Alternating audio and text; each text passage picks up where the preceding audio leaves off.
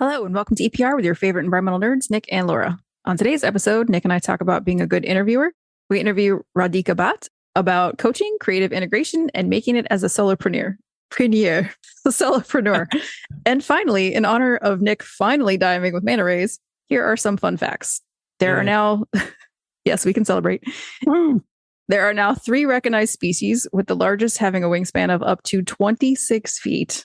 That's humongous. Yeah. I know. Let that sink in. 26 feet. That is so big. That's like literally almost a school bus. Yeah, I was thinking the same thing. They have the biggest brain to body ratio of any fish and are capable of recognizing themselves in a mirror, which is crazy.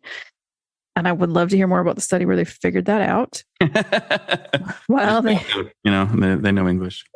While they do look like Dementors from Harry Potter, they are harmless to humans, feeding only on plankton. How about that? They really do. If you've ever seen Harry Potter where they open their mouths, like when mantas open their mouths, that's what it looks like to me. Yeah. It was kind of wild. I was like, I know they're not dangerous, but they look dangerous. Oh, I just love the eye contact they make when they go by you. Yeah. And you know they're going like, "Rawr." They're probably making like scary noises when they go by. Yeah.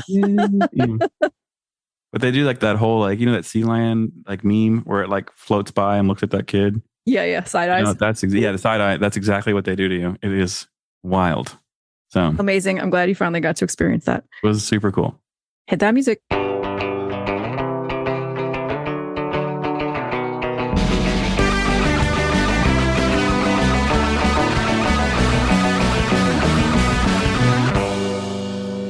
NAEP just completed another round of essential and advanced NEPA workshops. Our next event is scheduled in person for November 13th and 14th in Denver, Colorado. These training workshops are designed for emerging and experienced environmental professionals engaged in the preparation of environmental assessments and environmental impact statements to fulfill the federal lead agency responsibilities pursuant to the National Environmental Policy Act. These courses are designed to help you understand the requirements and how to fulfill the spirit and legislative intent of NEPA. That's absolutely essential in a time like this where agency policies are being updated rapidly. Please check that out at www.naep.org. Let's get to our segment. Okay, right. So we both have been on both sides of the hiring table. Yeah.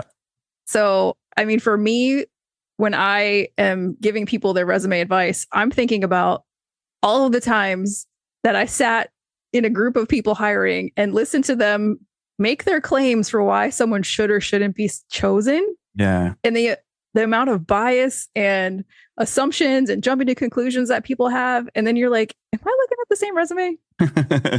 And I think it's a really funny point because we've talked a lot about the resume process. We haven't talked a lot about the interview process and tips for how to do that well, because you can do that very poorly. And it starts, like you said, with looking at resumes and whether or not you'd have them go through. And sometimes you need to have, if you're going to have use a recruiter, right? If you're going to do that, if you have a company that has that resource, that recruiter has to know what your job is, right? Because what you don't want is to get a resume and they're like, is this person good for your cultural resource job? And you look at it and the title is, someone who lives in Uzbekistan. And I'm not making that up. It actually happened to me. And I'm like, no, this person would not be a good fit. Right. Willing to travel. Yeah.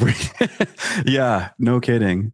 So that's hard too. I mean, so it starts, like you were saying, it starts way before you even get to the interview phase where it's how to review resumes. I mean, I don't know what your guidance would be, but I'm curious. Cause for me, it's there's certain things we've talked about where I look for things that match. If they don't match, I kind of push it away. Right. But I had to learn how to do that. So I don't know what your advice is to people who are actually doing the reviewing. What would you say they should do? I mean, this is the problem. No one's trained. I tell people this when they're like, oh, but I was so qualified. I'm like, these people are not trained. They are allowed to have bias. They might be told watch out for DEI, watch out for, our equal opportunity, watch out for this. But what does that mean? You know? No. And then they have these systems or processes in place that their HR came up with that, no one's trained on.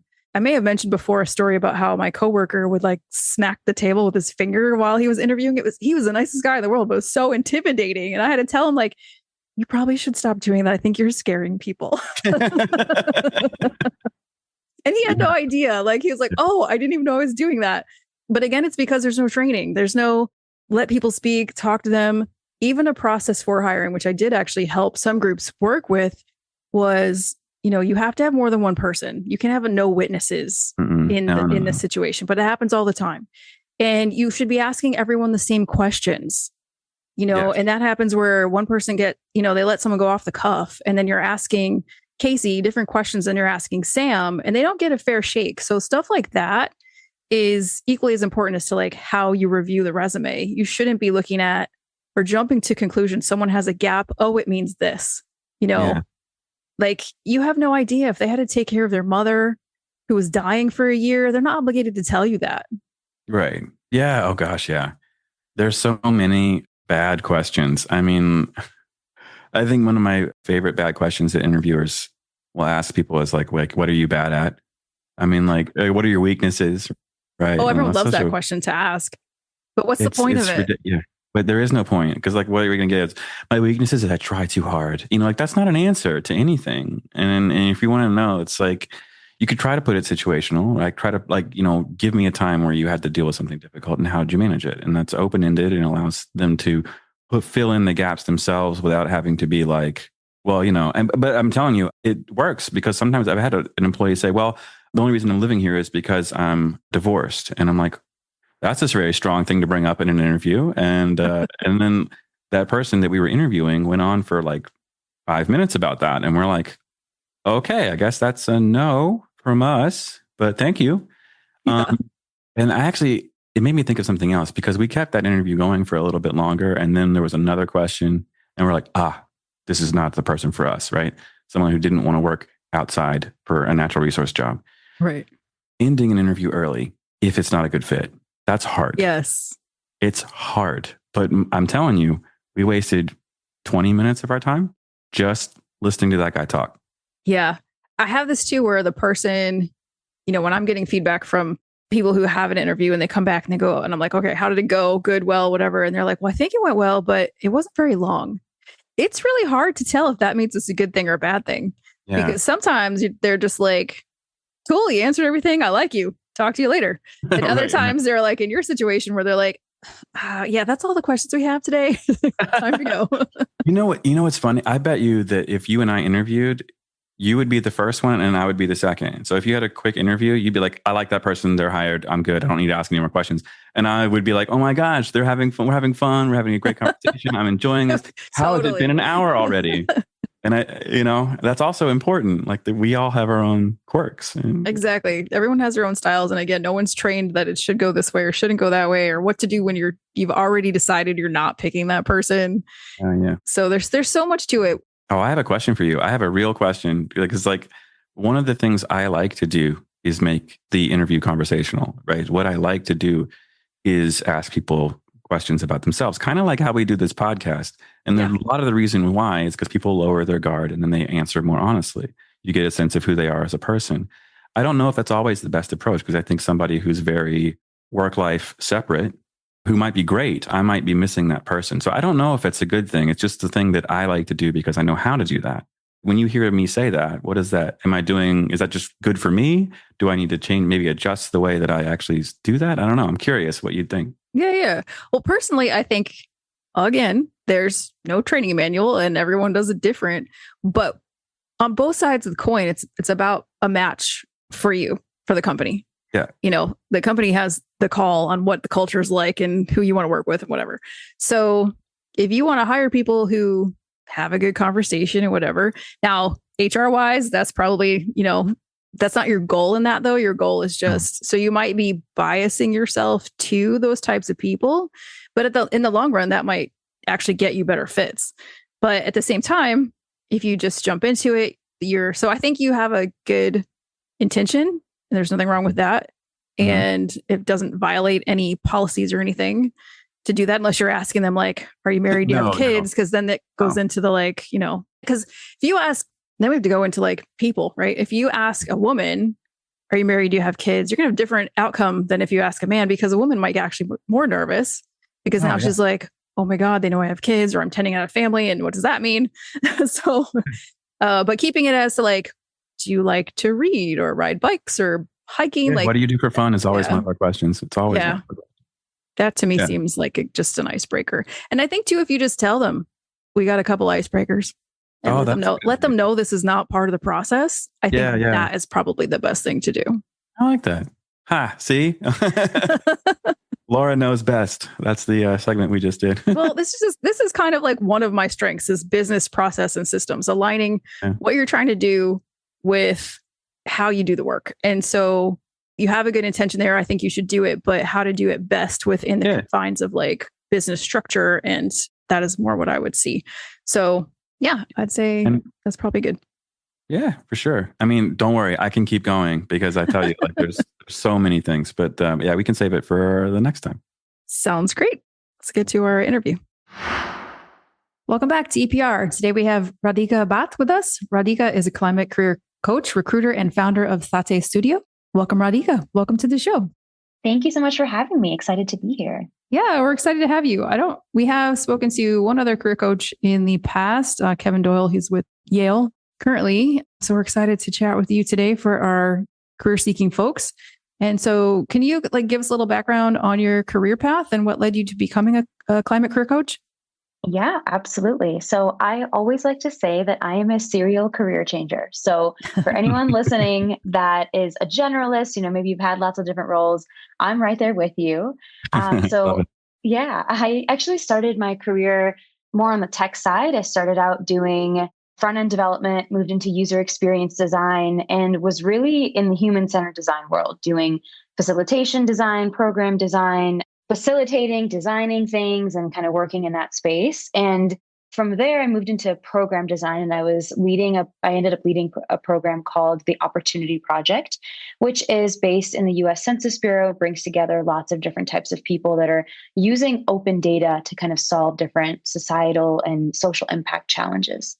And most of my career, from going from front-end dev to leading the Opportunity Project, all of my time was in the social impact space, specifically in government. So I worked with a variety of different government agencies.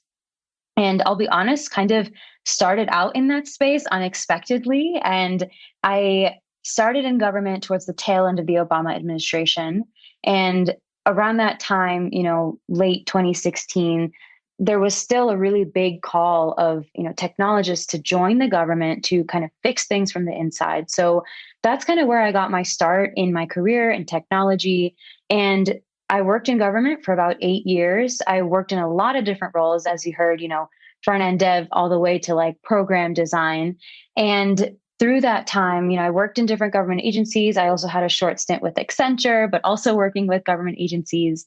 And towards the end of it, I did have the opportunity and the experience of working at the tail end of the Obama administration, the first Trump admin, and then saw the transition into the Biden administration.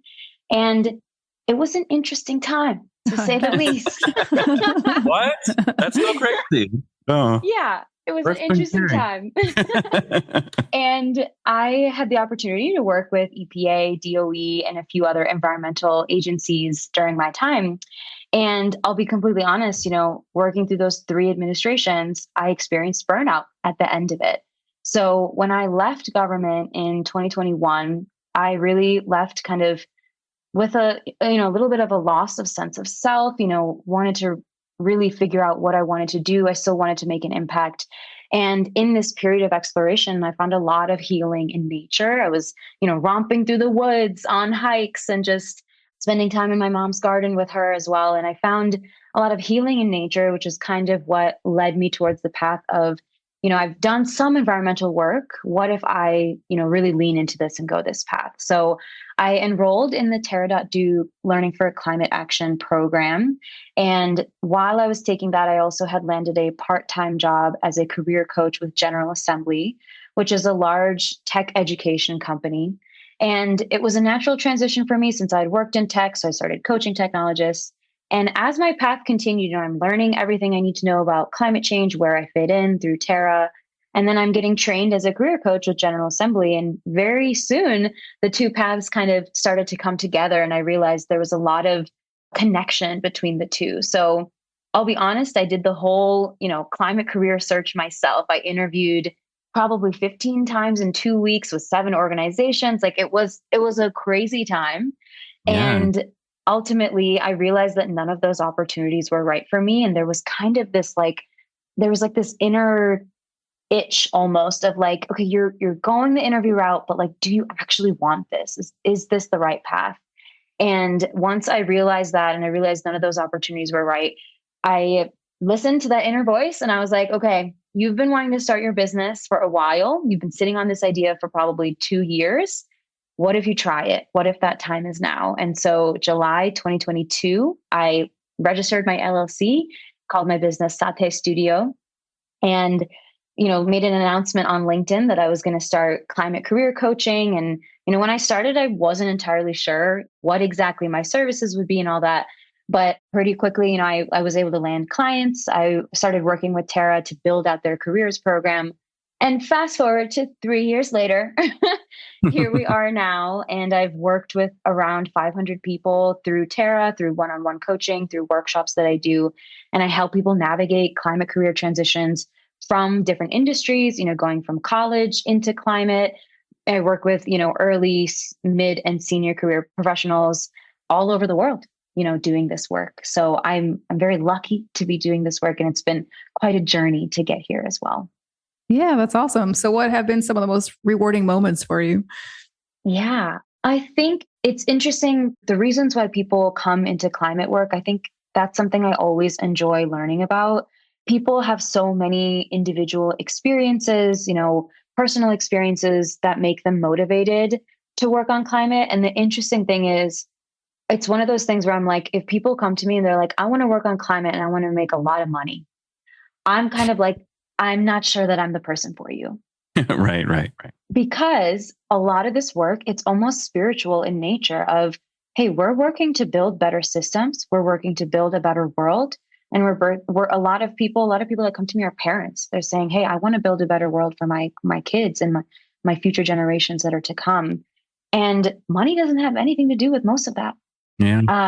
And while we're working in this space of where you can recognize the harms of capitalism and look at other alternative systems like regenerative economics, donut economics, there's all these alternative systems out there, but we have to build them. So a lot of, I'd say the most rewarding experience of this is working with the people that want to build better systems. And that can look like any shape or form. Sometimes I work with artists that are, working with recyclable materials and want to expand that and want to do more of that in their space. Sometimes I work with finance experts that are saying, hey, I've spent my whole career in finance, but I want to do something else that's meaningful. So I help them kind of find a difference there. So the most rewarding part of my job is to help people connect to that inner compass that they've maybe denied for their career or, haven't had the opportunity to listen to. And I get to help people find that inner voice, cultivate it, and then chart the path accordingly that's in alignment with their values, their mission, and their goals for wherever they are in their career. Yeah, it's interesting. Like that kind of reminds me, like you're talking about transitions and you're going from Obama, Trump, Biden, Trump, and like the EPA today, or not today, this past week has said, climate, is it a thing? So there's that's coming from the EPA. Does that impact, are those shifts and changes impacting the reason why people are talking to you, how they're hiring? Are you seeing patterns come out since the administration shift this time that's any different than it has been before?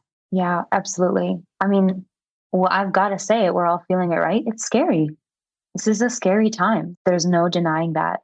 And I think what it makes me think about is, in my experience in the first Trump admin, it wasn't this bad. Like, yes, I remember we were not allowed to say climate change when I was working with the EPA the first time.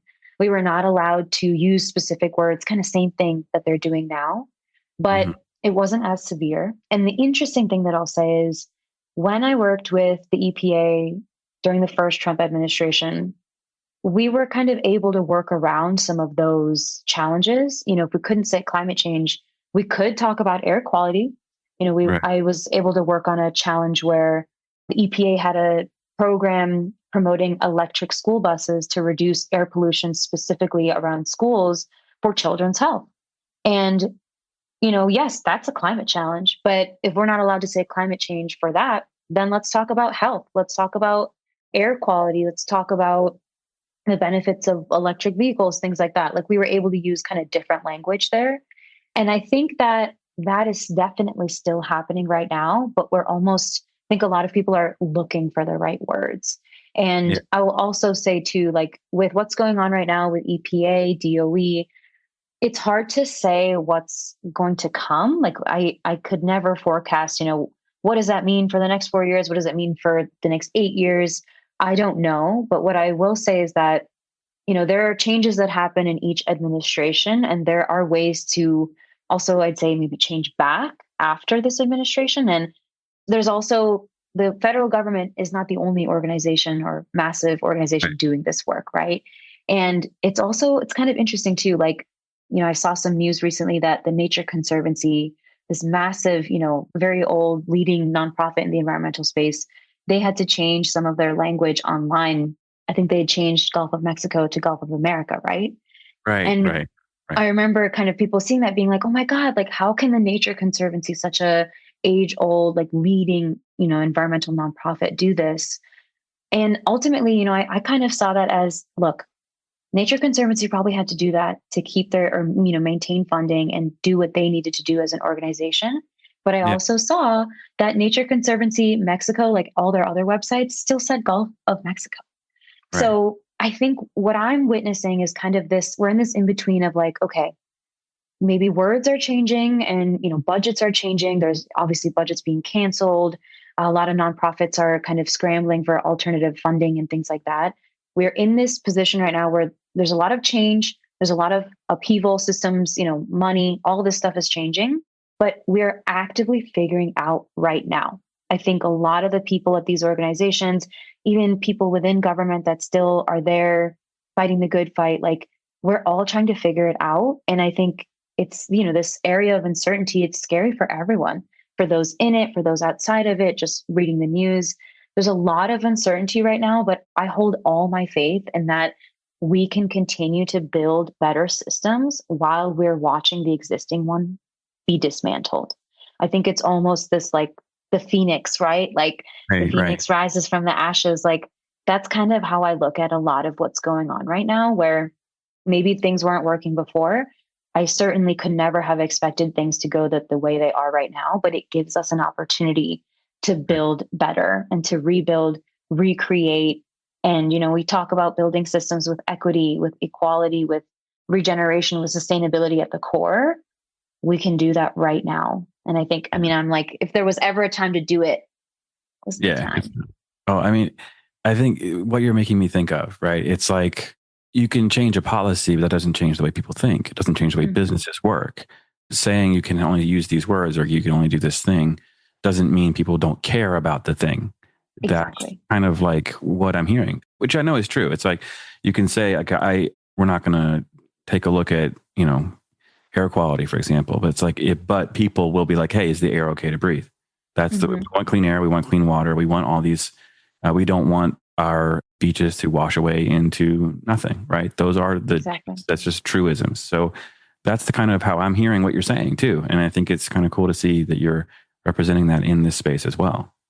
Yeah, absolutely. And I give a few workshops. Actually, I just spoke with USC students yesterday. And I think the key thing is whenever I speak with like early career folks that are entering into this space, right? That are like, okay, like, are there jobs? I think the reality is, and it's a little hard to see. So you kind of have to do some digging, maybe, a little bit more research, grow your connections in the space. But absolutely, the work is being done. And I always like to say, the work doesn't stop based on who's in power. The work stops if we stop doing the work.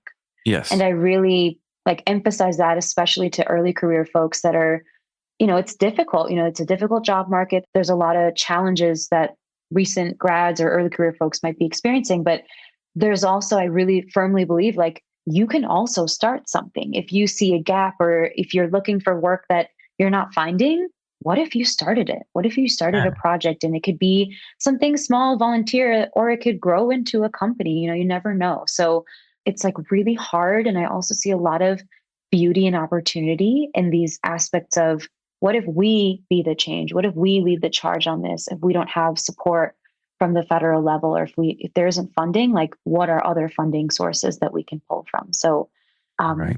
I feel a lot of energy in that space, and that's what I'm dedicated to working on right now. It's kind of like the art of the hustle, right? I think one of the biggest things in entertainment that you could take as a lesson, right? People who are famous, who are doing well, sometimes they have how they get there. Some of that is related to who they know. A lot of it is also related to the hustle, trying to get your idea to people, to have them believe in you or your idea. And I think sometimes that can be really daunting for people. It doesn't seem like it was for you. I mean, that's basically what you did. You were like, you know what? I'm going to do this and I'm going to get out there and bring this to people. So how did you actually do that part of it? Because I know that's not easy to be like, hey, I just started a thing. Come hang out with me. Like that's not easy. So how did you actually do that? And like, where did that snowball turn into, that giant boulder rolling downhill? Yeah, absolutely. I mean, and I'll be honest here too. Like, I think I sat with that uncertainty or like self-doubt for a really long time. I think I had been sitting on this idea of starting my own business or going the consulting route, however you want to call it, going out on my own. I had thought about it for probably 2 years. And it took me so long to actually launch or even, get started because I just wasn't sure. I was like, okay, I don't know how to do this, right? How do you run a business? I don't know. What do I call my business? I don't know. Right, Like right. all these questions of like, okay, what's the right path? Do I do this? Do I not? So I let all of those, like, I would call them almost like logistical questions, right? Like I let a lot of those hold me back for a while kind of, it's almost maybe a good way to describe it is like your past self and your future self, right? Like I had left full-time work. I was really burnt out. And yet I kept trying to find my way like back into it. And there was this tug. I knew I was like, this doesn't feel right, but I didn't know what other realities existed for myself. So I was trying to leave my past self, but still exist in the same system or the same world. Yeah. And it took me 2 years to figure out, oh my gosh, there is another reality. There is an alternative path.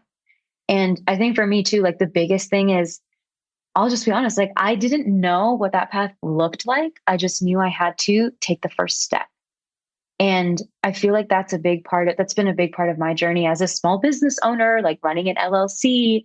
It's funny, the first few years I called myself an entrepreneur because that's what you're supposed to call yourself when you run a business, right? Right. And I was like, okay, like, yeah, I'm an entrepreneur, but like, I'm not trying to scale and sell my company. I'm not trying to make $1 million. Like, that would be nice. But like, that's, right. like, and also I was like, I don't have a product. Like, what is this if I call myself an entrepreneur? And it took me 2 years into my business to find the word solopreneur. And once I found that, I was like, okay, this actually makes more sense because, and, each year of my business, I had kind of experimented with, the first year I got hired as a contractor with Terra.do. I was building out their careers program. So anyone that went through their 12-week program, I taught an additional 4-week program around how do you find your place in climate careers? How do you job search, networking strategy, all that good stuff. And then from there, I was like, okay, some of those folks would reach out to me for one-on-one coaching. So I did, I had a group coaching module and then I did one-on-one coaching. And the one-on-one coaching could look so different. Sometimes people would say, I just need help telling my story. How do I do that? Some people would say, I just really need a resume fix up. Can you help me with that? Some folks would say, I really need intense, like long-term support, figuring out a whole bunch of stuff. So there were all these different ways of doing this work. And so I'd say like the biggest thing as a solopreneur is kind of going with the ebbs and flows of your business. And it's a little bit of like, yes, you can respond to your client's needs, you can respond to the market, but also looking at, well, does this work for me, right? Like, is, taking on 10 clients a month, is that sustainable for me? Like, can I even handle the amount of work that is? So it's been a lot of changes. Probably every 6 months, I'm reevaluating, okay, what are my services and does this make sense? And, once I found that word solopreneur, it really helped me see myself as, yes, I'm entrepreneurial in spirit and in thought, but I'm running this business by myself. And I really, even from the get-go, I haven't really had that many plans of, okay, I'm going to hire 10 people and I'm going to like offload my work to them or I'm going to train other people. I haven't really had that as a thought. I am building this business to fit my life and to fit the values and mission that I see fit for myself. And building a product, 10xing it and selling it, like just doesn't make sense for me. So whenever, and for me, the differentiation between entrepreneur and solopreneur, whenever you look up like how to succeed as an entrepreneur or how to do this as an entrepreneur, like you get all those books of like, okay, you're going to like do this to sell your company and exit successfully, this and that. And it almost was like a one directional path that I was like, it just doesn't fit. And so when I found the word solopreneur, I found communities of people that are running their own businesses. Some of them are consultants. Some of them are fractional CEOs and, C-suite folks. Some of them are other coaches. And the world of coaching is also really big too. You can coach on pretty much anything. Yeah. So I'd say this journey it's been a roller coaster, but in the best ways of I get to choose, what I want to focus my time on, which sorts of clients I want to take on, what sorts of problems I want to be solving in the vast world of, job seeking or career transitions. There's a lot of challenges that people experience. So I even kind of get to choose which areas of those do I want to focus on and how do I want to help people. And so right now I'm doing mostly workshops. I do a lot of free workshops open to the public, facilitate events.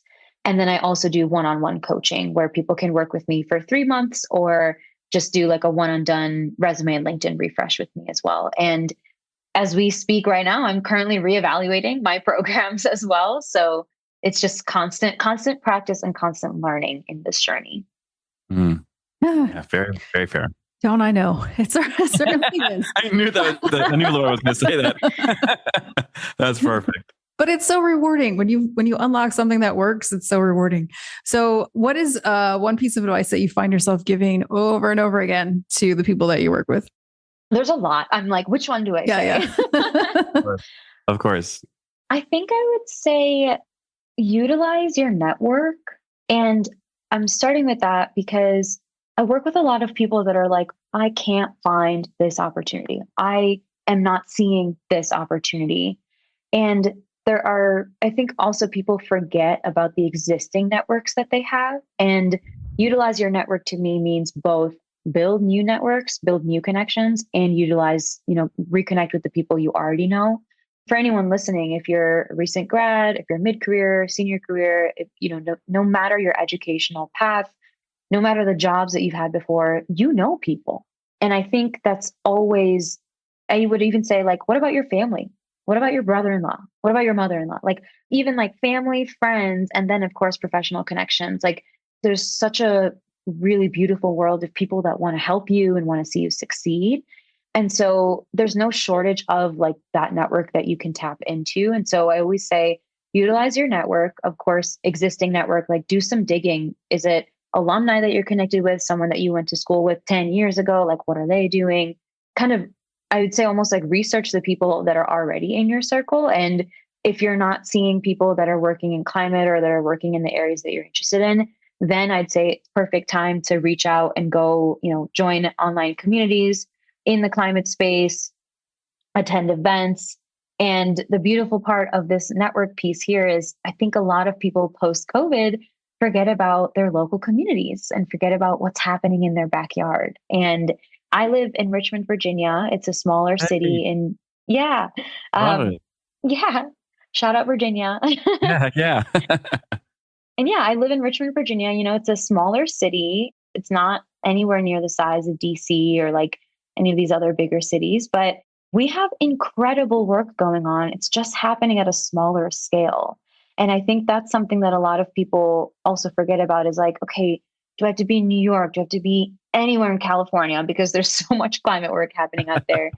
It's kind of this default of like, oh, well, maybe I'm not in the right place to do this work. But the reality is environmental work has been going on for decades, for centuries, right? Like environmental work is not new. Maybe climate, climate technology, those are the new words these days. But this work has been going on for centuries, that no matter where you are in the world, no matter small city, rural area, I guarantee you can find people stewarding the land, protecting nature, doing some semblance of work that you're interested in that you can look locally, you can look in your backyard, go to the farmer's market. You'll probably meet someone working on a climate challenge right there. That all of these opportunities are chances to connect with people. And I think when I say network, I'm saying connect with people. So really utilize those connections that you already have and don't be afraid to make new connections and go from there and really lead with speak from the heart, speak from a genuine place of, hey, I'm looking to connect with more people on this topic area or this, challenge in climate, and go from there. And I think the beauty that can lead to is meaningful relationships, not surface level, meaningful relationships with people that can help you in your career. That's very fun. That's very cool. I love it. It's such a good answer. And right now, all I can think about is how cool Richmond is and how much I miss it. But I mean, no, I told her before you jumped on, you were from there. I knew that was going to come up at some point. It's a big deal for me. So I love it. And it's like, I lived there for 2 years, very influential 2 years, I would say. So it was a lot of fun. Had a great time. And I love going back. So sorry, I know I'm rambling a bit, but like, I love the answer. I think it's very thoughtful. You talk about connection. And I think one of the things we love to do on this show is connect with people and talk about their interests, maybe outside of their specific job. And we do that because we want people to find connection points. That's the whole point. And so outside of coaching, you're also a DJ, right? Which is super cool too. And it's like, Richmond has this really fun little art system in it. I love like their First Friday film thing they do. But what got you into being a DJ? And like, is that like, do you do that for events that you host or like climate related things too? Or like, is it just kind of like I go to the club and I'm spinning whatever's coming out, whatever the latest thing is, Nick is not a DJ. I am not. Can you tell from how I'm asking? But like, you know what I mean? Like, how did you get into it? How did that become part of who you are? Yeah, absolutely. Well, I have been a performer most of my life. My first dance performance on a stage was when I was 2 years old. And dance and music is I'm Indian, but specifically I'm Gujarati.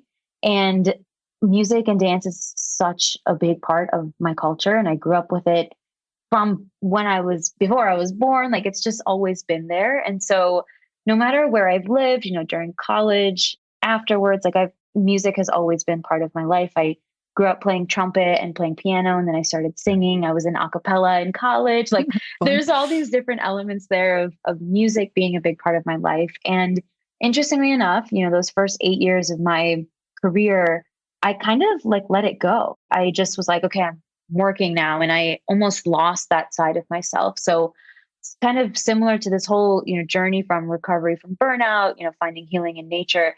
I realized that cultivating that creative life was just as important to me as building a business and kind of figuring all this other stuff out. So I did this thing called The Artist's Way. I don't know if you've heard of it, but it's like this incredible book of, I'll just say, I feel like it's gotten some traction now because Doechii did The Artist's Way. And it's responsible for her kind of helping her reach the level of fame that she has now. But The Artist's Way is this really amazing book by Julia Cameron. And it helped me kind of reevaluate, like, where does creativity fit in my life? Like, how do I want to be an artist? How do I want to cultivate that? And that, I think, it helped me like reimagine my relationship to art. And when I moved to Richmond, I pretty much just got there and was like, I need to do something creative. And I had a bunch of friends that were DJs. And I was like, I just woke up one day and I was like, what if I DJ? Like, what would this look like? And I woke up one day with that thought because I had hundreds of playlists. Like I'm the playlist person. If you need a playlist for a music, like you just meet me and we get along. I'm like, I'll make you a playlist, like that's the kind of person I am. So I was like, I have all these playlists. Like, what if I like mix them, like what if I start kind of using this music differently? So woke up, asked a friend to teach me how to DJ. He gave me 2 DJ lessons and I was hooked. I was like, this is the coolest thing ever. Yeah. So I've been DJing for close to 3 years, which is also the amount of time that I've been running my business. And the 2 of them, again, it's like, it's funny. Maybe this is a theme in my life of like, I start doing things separately and then they all just like converge eventually. But right now I'm very much involved in Richmond's like DIY art scene where, it's great.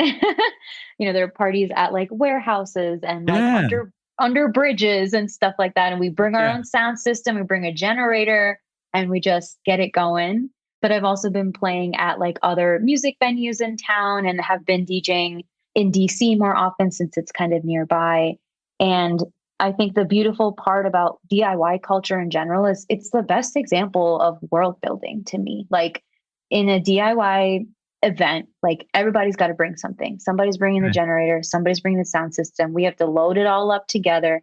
Then somebody's playing music, somebody's making sure everybody's okay. Somebody brings the lights. Like it's such a collective contribution from everyone there. And DIY events are oftentimes fundraisers for different causes as well. So I feel like, participating as a DJ in DIY culture has also given me insights into like how I run a business and how I build connections in the professional space as well. And that being said, I'm hoping and I'm looking for ways that I can combine DJing with climate stuff. And this last April, I had one of the first chances to do that with this event called DJs for Climate Action. And I got looped in and I was like, well, if there was ever a Venn diagram of my life, like that's it. Yeah, for sure. For sure. Yeah. And we put on an event at a local regenerative community garden. We brought speakers. We had music and DJs all day. And then we had climate action workshops happening and some like seed swap and different things like that. So looking forward to doing more of that in the future. Very cool. Sounds super fun. Well, this has been an awesome chat and we are running out of time. Is there anything else you'd like to mention before we jump off? I'll just say, if anything here resonates with you, come talk to me, come reach out. I'd love to connect with anyone that's listening and learn more about your journey. And I'd say LinkedIn is the best place to connect with me. But I also have a website, sathestudio.com. You can find out more about me there. But I'd say if anything here resonated, just come talk to me. I'd love to meet you. I'd love to hear your story and connect further since that's what this is all about. So yeah, thanks so much for having me. Awesome. Thank you for joining us. That's our show. Thank you, Radhika, for joining us today. Please be sure to check us out each and every Friday. Don't forget to subscribe, rate, and review. Bye. See you, everybody.